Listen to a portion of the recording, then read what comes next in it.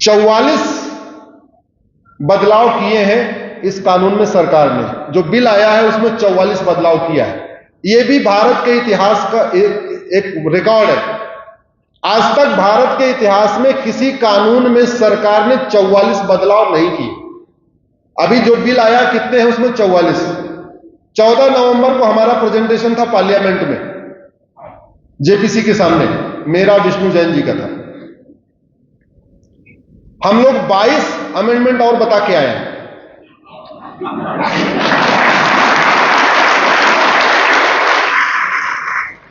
तो 44 पहले सरकार लेके आई है, 22 हमने बताया, हमने कहा ये 22 और करना पड़ेगा तब ये ठीक से आएगा। तो टोटल कितने हो गए? अब ये बताओ, जिस पहिए में 66 पंचर हो जाए उसमें पंचर बनवाना चाहिए या पहिया बदल देना चाहिए?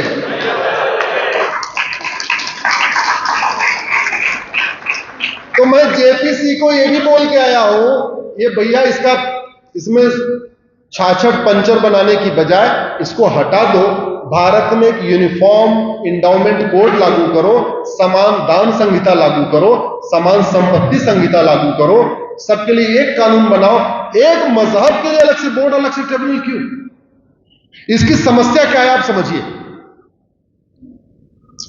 मान लीजिए इतना बढ़िया शॉपिंग मॉल, क्या नाम है सर इसका? अब इस शॉपिंग मॉल पे मैं आके क्लेम करूं कि हमारे पिताजी ने हनुमान मंदिर बनाने के लिए यह जगह छोड़ी थी, तो हमारा और आपका मुकदमा चलेगा पूना की कोर्ट में। लेकिन ओवैसी आके बोले ये जो शॉपिंग मॉल बना है हमारे पिताजी ने कब्रिस्तान के लिए दान किया था, या मस्जिद के लिए दान किया था, या मदरसा बनवाने के लिए वक्फ किया था, तो मामला कोर्ट में नहीं चलेगा। आपको जाना पड़ेगा मुंबई, यहां से 250 किलोमीटर दूर, और मामला चलेगा वक्फ बोर्ड, वक्फ ट्रिब्यूनल में। आज के डेट में, आज के कानून के हिसाब। जो लोग सक्षम हैं उनको वक्फ बोर्ड नोटिस भेज भेज के एक्सटॉर्शन करता है। नोटिस भेजता है, 10-20 लाख रुपए लेता है, शांत। लेकिन गरीबों को नोटिस भेज भेज के उनको कन्वर्जन भी करता है। और इसका मेरे पास खुद एग्जांपल है। वक्फ बोर्ड का ऑफिस केवल राजधानी में होता है। मध्य प्रदेश की राजधानी भोपाल है, और भोपाल से झाबुआ की दूरी 700 किलोमीटर दूर है। झाबुआ में ट्राइबल रहते हैं। वो ट्राइबल कभी उन्होंने अपनी लोकल कोर्ट भी नहीं देखी है। आदिवासियों क्या मतलब कोर्ट कचहरी से? वो थाने भी नहीं जाते, जो कुछ करना होता खुद ही निपटा लेते हैं। आदिवासियों को वक्फ बोर्ड नोटिस भेजता है कि तुम्हारा पूरा गांव वक्फ बोर्ड का है। वो कहते हैं वक्फ बोर्ड का कैसे? हम तो रह रहे, बोले भले रहो। ये तुगलक आया था अपना घोड़ा लेके, वो बोले क्या करें? बोले कन्वर्ट हो जाओ, तुम्हारी जमीन बच जाएगी। ये खेल हो रहा है। तो अमीरों से एक्सटॉर्शन और गरीबों का कन्वर्जन। इसलिए मैं कहता हूं ऐसा कानून तो तभी बनेगा जब डीएनए, अदरवाइज नहीं बन सकता। क्या पढ़िए, उस अकबर के लिए इतनी सिंपैथी। एक शब्द होता है हरम। हरम सुना है आपने? हरम, हरम, हरम। भारत का सबसे बड़ा हरम किसका था? अकबर का। 5000 जवान हमारी बहन बेटियों को उसने अपने कैद करके रखा हुआ था। कितना बड़ा वहशी दरिंदा था वो। साल में दिन होते 365, और 5000 बहन बेटियों को उसने अपने हरम में रखा हुआ था। इतने बड़े हरामी को हमारे देश में महान बताया जा रहा है, और ये बताने वाला काम भी किसने किया है? इसलिए कहता हूं मामला ये डीएनए का है, ये कोई सामान्य बात नहीं है। और संजोग देखिए,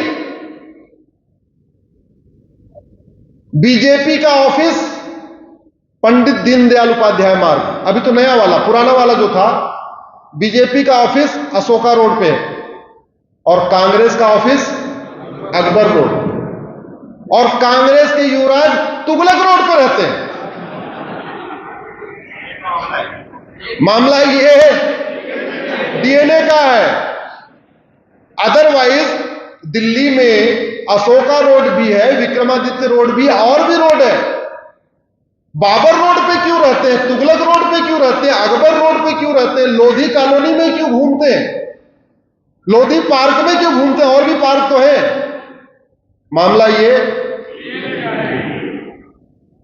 इस चीज को हमें एक्सप्लेन करने की जरूरत है। मुझे पूरा विश्वास है कि वक्फ बोर्ड खत्म होगा, वक्फ ट्रिब्यूनल भी खत्म होगा, और जल्दी ही भारत में एक देश एक विधान लागू होगा।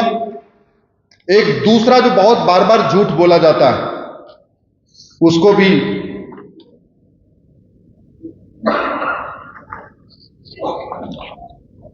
कहते हैं, कुछ बात है कि हस्ती मिटती नहीं हमारी। बोलते नहीं बोलते। और दूसरा झूठ, सर्वधर्म समभाव। तीसरा झूठ, मजहब नहीं सिखाता। ऐसे 10-15 झूठ हैं, और वो इतनी बार बोले जाते हैं कि अब हमको सच लेने लगा। ईश्वर अल्लाह तेरो ना। एक और भी झूठ कि भारत में भारत संविधान से चलता है।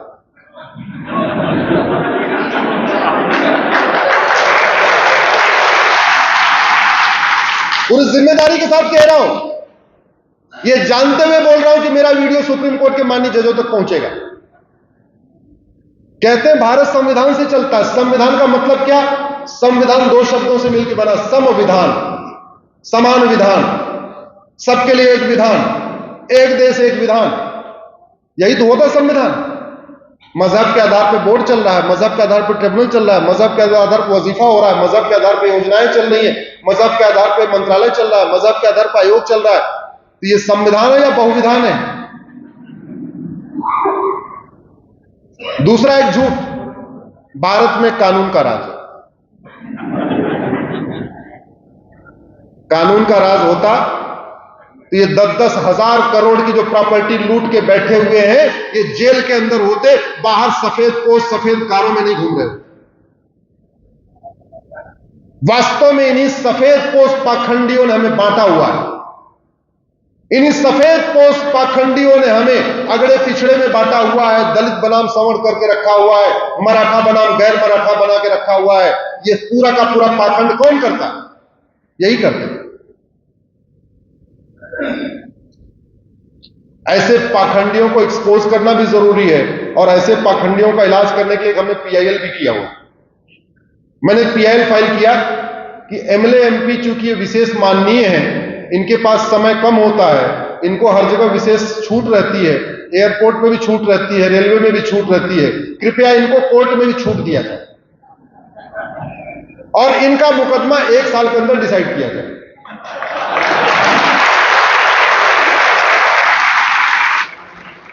मैंने कहा इनको आने जाने में बहुत समय खर्च नहीं होना चाहिए, इनका 1 साल में डिसाइड होना चाहिए। 2016 मैंने पीआईएल फाइल किया, 2017 में फैसला आया कि भाई एमएलए एमपी का मुकदमा 1 साल में चलेगा, और वो जजमेंट भी जस्टिस रंजन गोगोई साहब का था।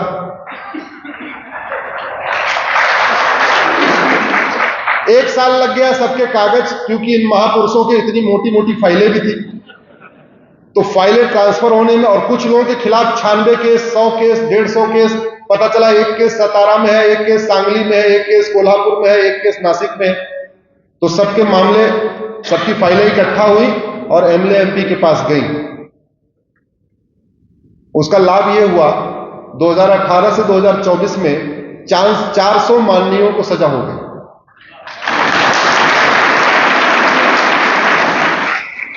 और अब नए वाले चुनाव लड़ने से डरते हैं। क्यों? क्योंकि 40 मुकदमा चल रहा है, वैसे मुकदमा चलेगा 40 साल। अगर वो सांसद या विधायक बन गए तो मुकदमा चले जाएगा एमएलए एमपी कोर्ट में, तो 1 साल में डिसाइड हो जाएगा। 1 साल में डिसाइड हो जाएगा तो 40 केस में 20 में सजा तो हो सकती है, या 10 में तो हो सकती है। तो चुनाव लड़ना अब इसमें फायदेमंद ज्यादा नहीं रह गया। और अब जागरूकता आ चुकी है। मैं इसलिए जानता हूं, मैं कई सारे लोकसभा कैंडिडेट को जानता हूं जिनका टिकट कंफर्म हो गया, बाद में उन्होंने बोला हम चुनाव नहीं लड़ेंगे। बोले क्यों नहीं लड़ोगे? बोला वो हम जब फॉर्म भरवा रहे थे तो हमारे वकील ने बोला साहब मामला बहुत गंभीर है, आपका केस एमएलए एमपी कोर्ट में चला जाएगा, तो ठीक नहीं है, ऐसे केस चलने तो जब तक केस चलेगा उसके पहले आप ही।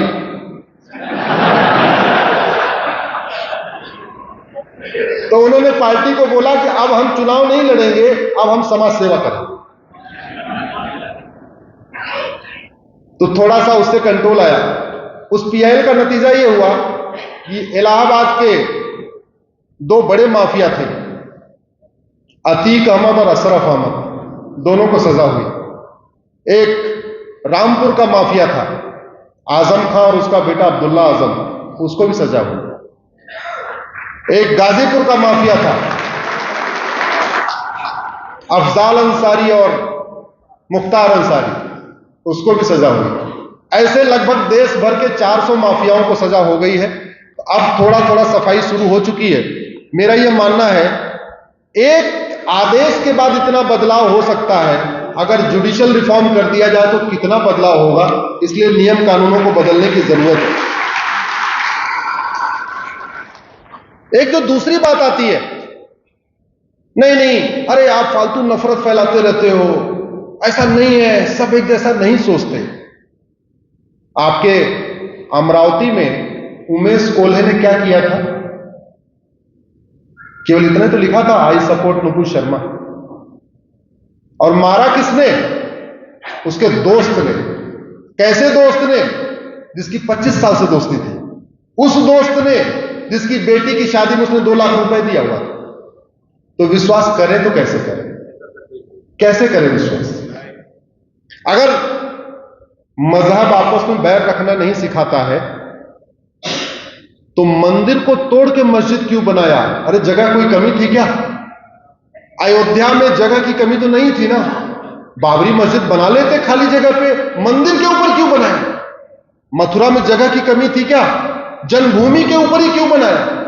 बनारस में जगह की कमी थी क्या? बाकायदा काशी विश्वनाथ जी को तोड़ के क्यों बनाया? और हम कितने सात्विक लोग हैं, आज भी हम बनारस में जिस मंदिर में जाते हैं वो असली वाला नहीं है।